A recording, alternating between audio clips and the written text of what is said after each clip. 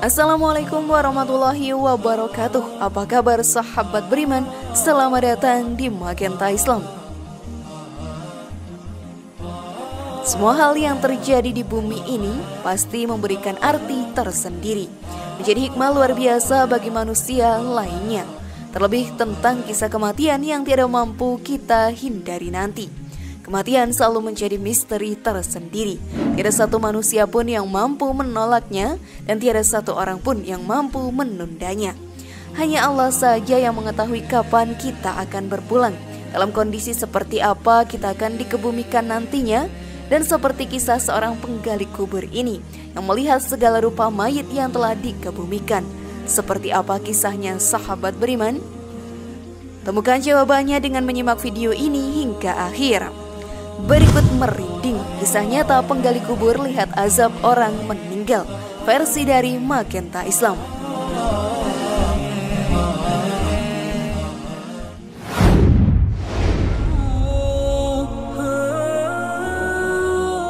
Ketika orang meninggal dunia, ia tidak lantas menempati peristirahatan terakhirnya. Ia hanya akan singgah untuk sementara waktu saja. Meskipun persinggahan itu bisa lebih lama daripada ketika ia hidup di alam dunia. Itulah alam barzah atau alam kubur. Bahkan mungkin di sana ia tidak sempat beristirahat sama sekali, meski hanya sekejap mata saja. Sebab ia akan terus-menerus mendapatkan siksa selamanya. Alam barzah ini pasti dilalui oleh setiap insan sebelum datangnya hari pengadilan besar yang siapapun tidak akan bisa lolos darinya. Hari ketika Allah datang untuk mengadili setiap manusia sesuai dengan yang pernah mereka kerjakan selama hidup di dunia. Hari kiamat sahabat beriman, hari yang tidak pernah diharapkan kehadirannya oleh orang kafir, sebab mereka sudah mengetahui dan merasakan kedahsyatan ketika mengalami siksa hebat di kuburnya. Seperti kisah nyata di alam kubur yang akan kita bahas kali ini. Namun sebelum lanjut, klik dulu tombol loncengnya ya, supaya kita tetap bertebar syiar melalui channel ini. Mari berbagi pengetahuan dan ilmu yang bermanfaat. Amin ya robbal alamin.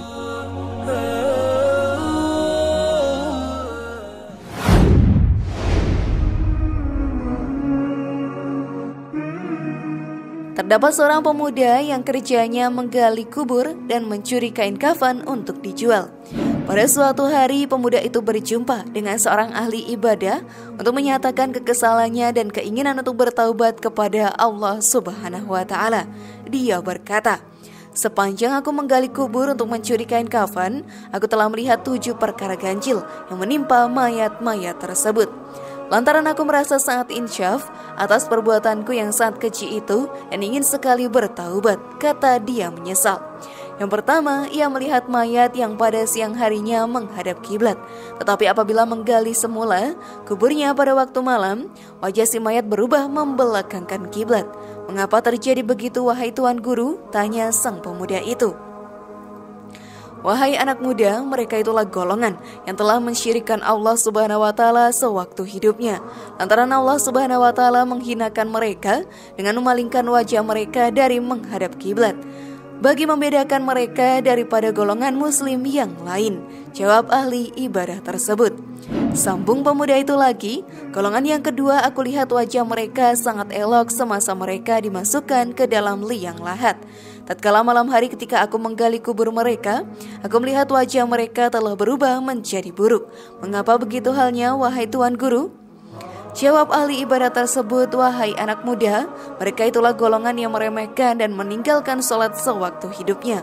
Sesungguhnya sholat merupakan amalan yang pertama sekali dihisap. Jika sholatnya sempurna, maka sempurnalah amalan-amalan kita yang lainnya."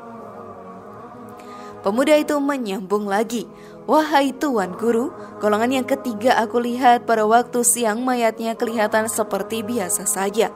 Apabila aku menggali kuburnya pada waktu malam, kulihat perutnya terlihat gelembung, keluar pula ulat yang terlalu banyak daripada perutnya itu." Jawab ahli ibadah tersebut, "Mereka itulah golongan yang gemar memakan harta yang haram." Wahai anak muda, balas ahli ibadah itu lagi. Golongan keempat, melihat mayat yang jasadnya tertukar menjadi batu bulat yang hitam warnanya. Mengapa terjadi begitu sahabat beriman? Wahai pemuda, itulah golongan manusia yang durhaka kepada kedua ibu bapaknya sewaktu hayatnya. Sesungguhnya Allah Subhanahu wa Ta'ala sama sekali tidak ridho kepada manusia yang mendurhakai ibu dan bapaknya. Pemuda tersebut juga melihat mayat yang kukunya amat panjang hingga membelit seluruh tubuhnya dan keluar segala isi dari tubuh badannya itu. Mereka itulah golongan yang gemar memutuskan silaturahim. Semasa hidupnya mereka suka memulakan pertengkaran dan tidak bertegur sapa hingga lebih dari 3 hari. Bukankah Rasulullah Shallallahu Alaihi Wasallam pernah bersabda bahwa sesiapa yang tidak bertegur sapa melebihi 3 hari bukanlah termasuk dalam golongan umatnya? Kemudian golongan yang ke-6 yang dilihat sang pemuda. Sewaktu siangnya lahatnya kering kerontang. Tatkala malam ketika aku menggali semula kubur itu, mayat tersebut terapung dan lahatnya dipenuhi air hitam yang amat busuk baunya. Wahai pemuda, itulah golongan yang memakan harta riba sewaktu hayatnya, jawab ahli ibadah tadi.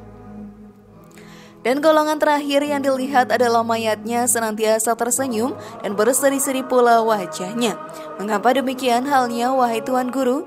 Tanya pemuda itu lagi. Mereka itulah golongan manusia yang berilmu, dan mereka beramal pula dengan ilmunya sewaktu hayat mereka. Inilah golongan yang beroleh keridhaan dan kemuliaan di sisi Allah Subhanahu wa Ta'ala, baik sewaktu hayatnya maupun sesudah matinya.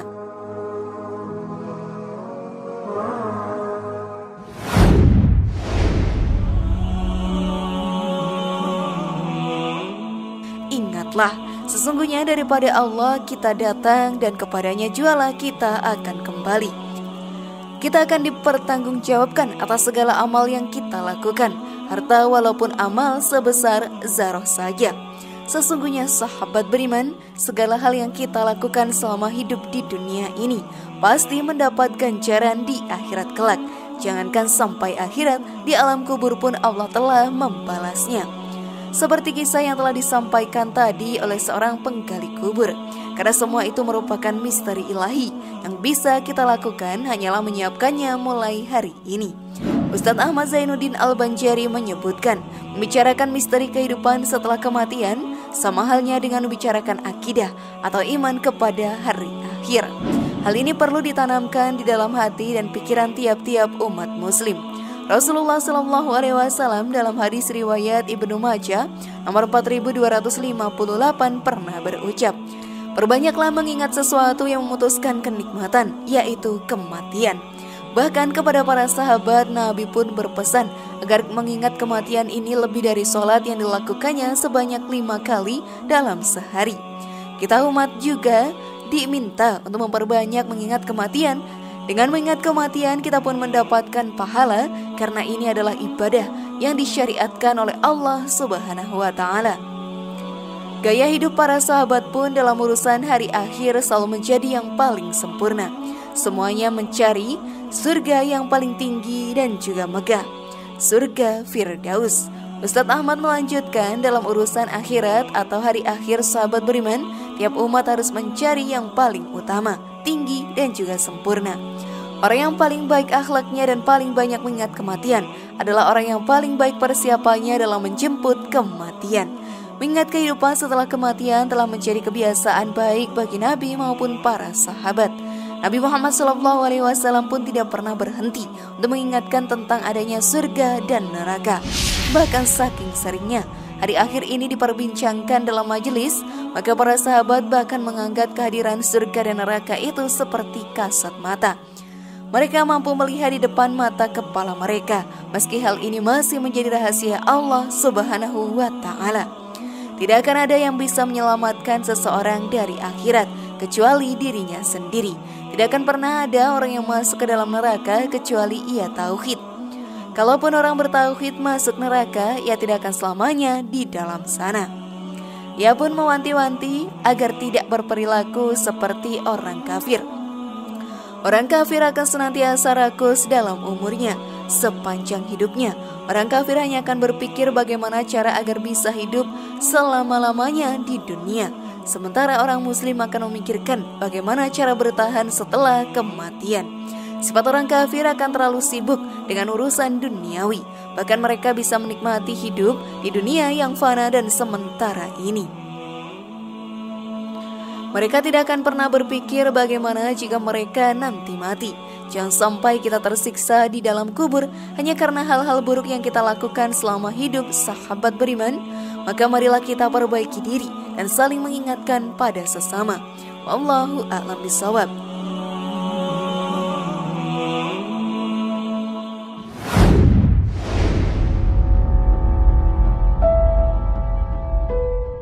Sudah siapkah kalian merubah diri menjadi lebih baik sekarang, ataukah masih ada keraguan dalam diri?